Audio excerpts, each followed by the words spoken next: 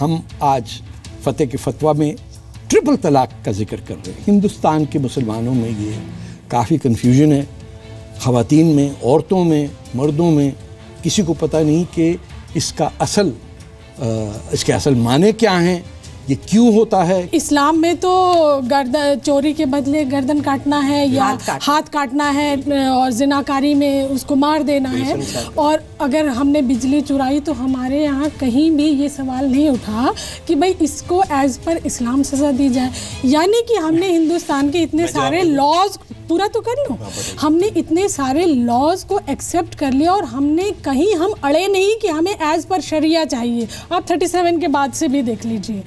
लेकिन सिर्फ एक छोटा पार्ट जो फैमिली लॉ है, जो कि अंग्रेज़ों का बनाया हुआ एक बिल्कुल 6 सेक्शन का बेकार सा कानून है, उसको हम कह रहे हैं 1937 शरिया एप्लीकेशन एक्ट को हम कहते हैं कि ये हमारा अल्लाह का कानून है।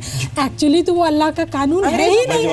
और फरीदुन जी मुल्ला जो थे एक पारसी वकील थे, ये उनकी सरपरस्ती में लिखा बनाया गया और हम ये उस एक्ट को हम बदलना नहीं चाहते। मेरा जहां तक ख्याल है, जब तक कानून इस मुल्क में यूनिवर्सल सिविल कोड होगा, उसी वक्त हम सही शरिया अपने दिल में अपने आप का मॉरल कंपस बना के दीन को अपनी बेहतरी के अंदर इस्तेमाल करेंगे। नहीं, देखिए, पहले मैं आपको ये बता दूं कि आपने जो बात कही, हो सकता है बहुत सारी बातें उसमें इख्तलाफ हो मुझे, बिल्कुल, मगर मैं एक बात पे इससे आपके इत्तिफाक करूँगा कि संसार का पहला ग्रंथ वेद है, अंतिम ज्ञान कुरान है, दोनों का मूल एक है। एकम एवं अद्वितीयम ला इलाहा इल्लल्लाह मुहम्मद रसूलुल्लाह, वन गॉड विदाउट सेकंड। हम तो ये कहते हैं कि तलाक एक भी नहीं होनी चाहिए, और अगर कहीं गुंजाइश, जैसे वकील साहिबा बैठी है, कि गुंजाइश एक रहने की ना हो, तो उसमें एक प्रावधान है, एक तजवीज़ है कि ना किसी की जान लो, ना किसी की जान, ना अपनी जान दो। तो आपस में अगर कोई बात नहीं बन पाती, तब ये अलहदगी के लिए थी, ना कि उन औरतों के हुकूक को पायमाल करने के लिए। ये बिल्कुल नाजायज़ काम है और शरीयत ने इसे सबसे ज़्यादा नाजायज़ करार दिया है। कुरान इसे पसंद नहीं करता, अल्लाह पसंद नहीं करता। आप थोड़ा मुस्कुरा रहे थे क्या? तो ये कानून हटा के कॉन्स्टिट्यूशनल लॉ के तहत, या मुस्लिम लॉ जो है उसको क्या कॉन्स्टिट्यूशनल तरीके से पार्लियामेंट के थ्रू कोडिफाई नहीं कर देना चाहिए? देखिए, एक चीज़ मैं आपको बता दूं, इसकी ज़रूरत ही नहीं है। क्यों? सुन लीजिए, जहाँ जैसे इस्लामी कानून जहाँ नाफिज हो सकते हैं इस्लामिक देशों में, वहाँ ऐसी ऐसी सज़ाएँ हैं। रेप की सज़ा है, उसको ख़त्म कर देना, चोरी की सज़ा है, हाथ काट देना। अगर इसी को आज हिंदुस्तान में लागू कर दिया जाए, ना कोई रेप होगा ना कोई चोरी होगा। अरे कैसी बात, बिल्कुल सच्चाई। अरे साहब, बिल्कुल सच्चाई। सऊदी अरेबिया में नहीं, बिल्कुल सच्चाई। स्लेवरी है, कहाँ है? अरे यमन के अंदर बम मार मार के कई हजार मुसलमान मार दिए सऊदी साहब। नहीं, गलत। आप ईरान में, सऊदी में आपको रेप नहीं मिलेगा। अरे सर, सऊदी में आपको 10 साल रह के आए हो। नहीं, मैं ये कहना सर, आप बात घुमा के कहीं और क्यों ले जाते हैं? मैं ये रेप कहाँ से आ गया? मैं बता रहा हूँ ना। अच्छा, ट्रिपल तलाक मैं बता रहा हूँ ना, ट्रिपल तलाक का भी जो क्यों नहीं कोडिफाई करते? क्या कोडिफाई करना है उसमें? कानून जब शरीयत ने उसका एक प्रोसेस बताया है। नहीं बताया ना? कहाँ है? यहाँ तो लिख दिया, देखिए इस किताब में लिखा मैं एक बात बताऊं आपको, ये बट रही है, इसमें लिखा है चोरी बिजली के पानी से वजू गलत है। गलत है ना? हमारे लिए आखिर नहीं है किताब। अच्छा, तो मेरे लिए सुनिए, अगर मेरे लिए चोरी, मेरे लिए ये नहीं है। शरीयत क्या कहती है मैं बताता हूँ आपको, शरीयत क्या कहती है। सर, अगर मुझे ट्रिपल तलाक पे बताइए, मेरी सुन लीजिए। मुस्लिम फैमिली, कोई आलिम, सुनिए, मैं आलिम हूँ, मुस्लिम कानून कोडिफाई होना ही चाहिए। आप ऐसे नहीं कह पाएंगे। सिर्फ एक मिनट, मैं आलिम हूँ। अगर मैं आपसे कुरान और हदीस का नाम लेकर एक चीज बताता हूँ, तो शरीयत ने ये नहीं कहा कि आंख बंद करके उसको मान लीजिए। कुरान का नाम आ गया, हदीस का, शरीयत ने ये कहा है आप उसकी तहकीक कीजिए, उसकी तस्दीक कीजिए। अगर वो वाकई बात सही है, जो गलत बात है, उसको मानिए। तहकीक करेंगे, तहकीक करेंगे, तो आप तैयार भी नहीं हैं। करने पे तो फतवे लग जाते हैं। नहीं, इसीलिए कुरान ने कहा है, हदीस ने कहा है कि हर मुसलमान को इतना दीन सीखना फर्ज है जिससे हलाल और हराम हिंदुस्तान में समझ गए आप? सबसे पहले इजाजत मांगी है, इस्तेहाद कीजिए। वरना आमतौर पे आप इजाजत मांगती नहीं। मैंने अपनी शादी पढ़ के लिख के एक आलिम को साथ ऑन बोर्ड लेकर की, तो उसको तो उन्होंने गैर इस्लामिक डिक्लेयर कर दिया। मौलाना साहब ने। मैंने दानियाल लतीफी साहब को ऑन बोर्ड लेकर कहा, बोले आपकी तो शादी फिर शादी ही नहीं हुई। आपकी शादी कब हुई? तो मुझे ये पता नहीं कि आपने शादी करी है नहीं करी। कि कोई मुल्ला मेरी शादी में नहीं था। हो या नहीं हो मैंने कहा मुझे नहीं पता। कह रही वो आप कौन है मुझे पता ही नहीं। मेरी शादी पर कोई मुल्ला नहीं था। नाजायज करार दे दिया आपके सामने। मौलाना से क्यों दुश्मनी? आप क्या है मुझे पता ही मौलाना से तो मेरा अति प्रीति भाव है। आप जमीन पर रहती है मुझे पता ही नहीं। आप जमीन पर रहती है मुझे पता ही नहीं। नहीं मौलाना जी तो मेरे बहुत प्रिय आप इंसान है मुझे बात सुने। आप किसी मौलाना से अगर परेशान है, नहीं मैं किसी मौलाना मेरी जिंदगी में आप नहीं। इनसे क्या झगड़ा कर रही हूँ इनका क्या वास्ता है उस मौलाना से? हिंदुस्तान की हर ये तो ऐसा आप कह रही हैं जैसे सारे मौलाना कोई एक ट्राइब होती है। तारिक साहब ने बहुत ही जेन्युइन बहुत अच्छा सवाल उठाया जो पता नहीं कहाँ चला गया। इम्पॉर्टेंट ये है कि जो मुस्लिम लॉ है, एक उन्होंने बात उठाई कि इस देश में एक कानून होना चाहिए जो सबके लिए हो, तो कहीं ना कहीं हम सबको हालात को देखते हुए ये समर्थन भी करना ज़रूरी है कि एक यूनिफॉर्म सिविल कोड हो जो जेंडर जस्ट हो, जो औरत को इंसाफ देता हो, क्योंकि ये पूरी बहस ही महिला आंदोलन की उठाई हुई है। क्योंकि औरत को सुनिए तो नहीं प्लीज नहीं देता नहीं देता नहीं देता कानून की मुखालफत कर रही है। जी हाँ मुखालफत कर रही है। नहीं मानती नहीं मानती ये देशद्रोही नहीं तो और क्या है? ये देशद्रोही नहीं तो और क्या? अगर मैं होने के नाते कह देता तो मैं देशद्रोही हो जाता। अगर नाहिद हसन कह रही है कि मैं हिंदुस्तान के कानून को नहीं मानती, देशद्रोही नहीं। देखिए मौलाना झूठ मत बोलिए, देखिए झूठ मत बोलिए। ये दोहरा पैमाना, ये दोहरा पैमाना क्यों है?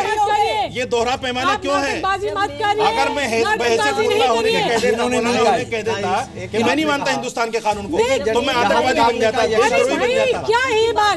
आप सुनिए, वो जवाब देंगे, मैं कह रही हूँ आप खामोश रहिए प्लीज। यूनिफॉर्म सिविल कोड की बात आपने उठाई है, वो आज के लिए अरे प्लीज आप इस पर हिंदुओं को राजी कर लीजिए। अच्छा तो नहीं आप अगर हिंदू कॉमन सिविल कोड पर राजी है, अगर हिंदू कॉमन सिविल कोड पर राजी है तो फिर हमसे बात करिए। क्यों? पहले हिंदुओं को राजी कर लीजिए कि कॉमन सिविल कोड आना चाहिए। आपने ठेका लिया हुआ है, फिर ठेका लिया हुआ मेरा ड्राफ्ट लाइए, बहस करेंगे। आपको आप लेकर आइए। कोई परेशानी है तो आप मुझे नहीं है, परेशान नहीं है। अल्हम्दुलिल्लाह मुझे नहीं है। आपको कोई तकलीफ नहीं है अगर मुसलमानों को खुश है, मेरे रिश्तेदार खुश हैं। खाली आप शौहर हैं, आप बाप नहीं है, मैं बाप भी हूँ। आप किसी का भाई नहीं है। आप इनकी बीवी को भी बुलाया करिए ना डिबेट में। इनकी बेगम को बुलाइए डिबेट में, हम जाने वो कितनी खुश है। बेगम आएंगी, इनकी अम्मा को बुलाइए, इनकी बेटी को बुलाइए। अपने घर की औरतों को तो ये बंद कर देते हैं। मौलाना साहब आपकी बेगम इस डिबेट पे आएंगी। हम हिंदुस्तान में 14 करोड़ हैं। इस डिबेट पर आ सकती अगर हैं। 10-20 औरतें या आपने अपनी 50-100 बेगम औरतें का इस नाम टाइप की लिया, हैं तो आपने कहा आपकी वो औरतें बेगम नहीं हो सकती। आपने एक बात कही, इस टाइप की औरतें, ये किस टाइप की औरतें जो इस्लाम को नहीं मानती? ये किसने कह दिया? जो इस्लाम को नहीं मानती, ना ये शरारत कर रहे हैं, जो हिंदुस्तान के कानून को नहीं मानती। अरे नहीं मानती, उन्होंने साफ कहा है कि मैं हिंदुस्तान के कानून को नहीं मानती। नहीं कहा, झूठ बोल रहे हैं आप। झूठ बोल रहे हैं। अभी कह रही हैं, झूठ आप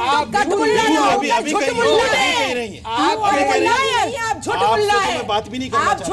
आप इस हैसियत में नहीं है, आपसे मेरी जैसी औरत से बात ही नहीं कर सकते। कोई हैसियत ही नहीं है। आप मेरी जैसी औरत से इंसान से बात ही बदतर नहीं है। कर सकते। आप इंसान है ही नहीं, आपसे बात ही नहीं कर सकता। आप नजर ही नहीं मिला आपसे मैं बात ही नहीं कर सकता। आप कर ही नहीं सकते। आप दिमागी तौर से बेकार हैं। आप दिमागी तौर से बेकार हर तौर से बेहूदे हैं। आप दिमागी तौर से बेकार हैं। नाकारा है। आप दिमागी तौर से बेकार हैं। आपका शोहर आपको कैसे झेल रहा है मुझे अफसोस है उसके ऊपर। आपकी जिंदगी कैसे चल रही है? बिल्कुल मैं सही कर रहा हूँ। कैसे कर रहे हैं? हम 5 आदमी इनको नहीं झेल पा रहे। अकेला आदमी कैसे झेलता होगा? औरत को ऐसे नहीं कह रहे। अकेला आदमी कैसे झेलता होगा? आपकी बात होने नहीं झेल रहे। हम 5 आदमी नहीं झेल पा रहे।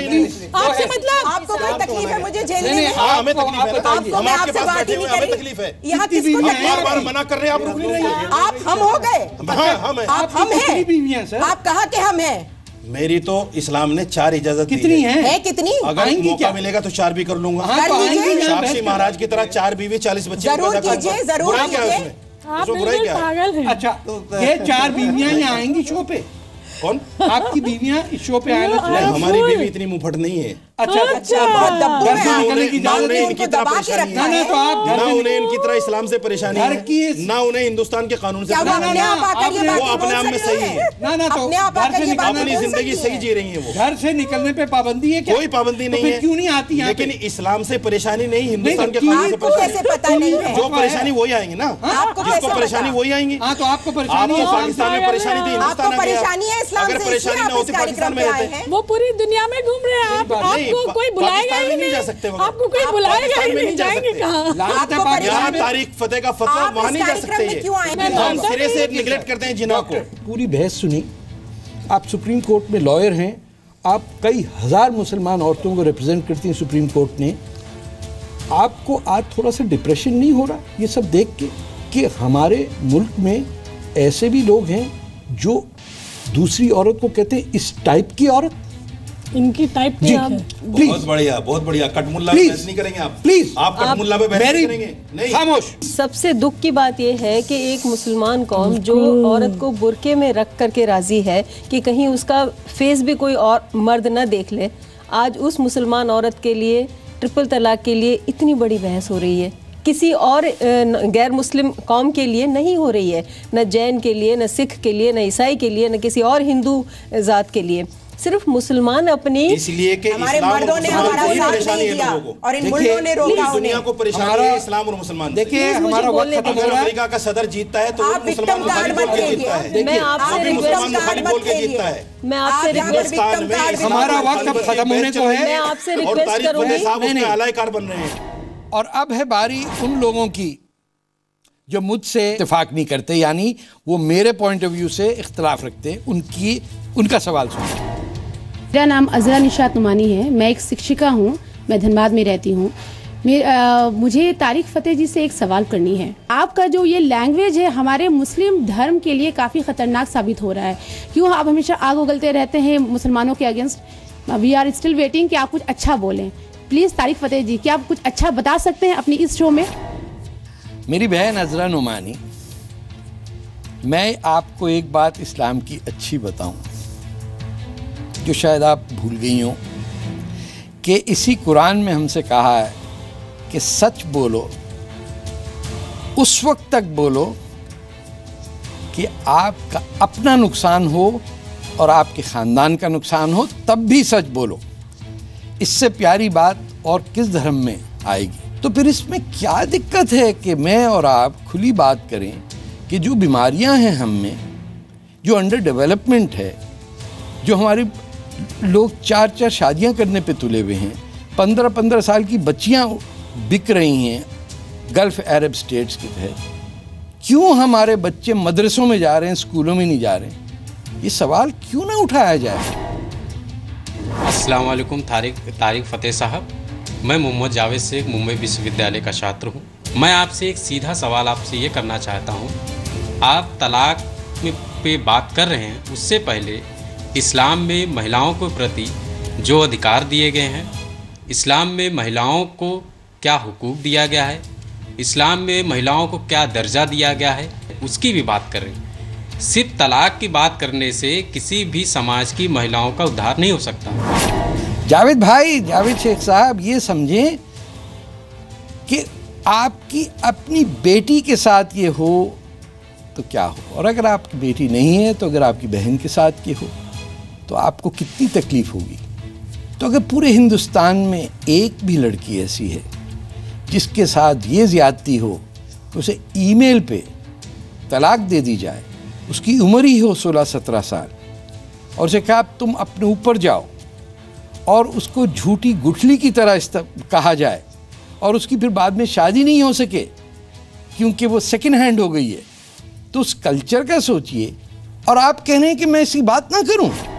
मेरा नाम दीबा नुमानी है और मैं यहाँ जमशेदपुर सिविल कोर्ट में एडवोकेट हूँ।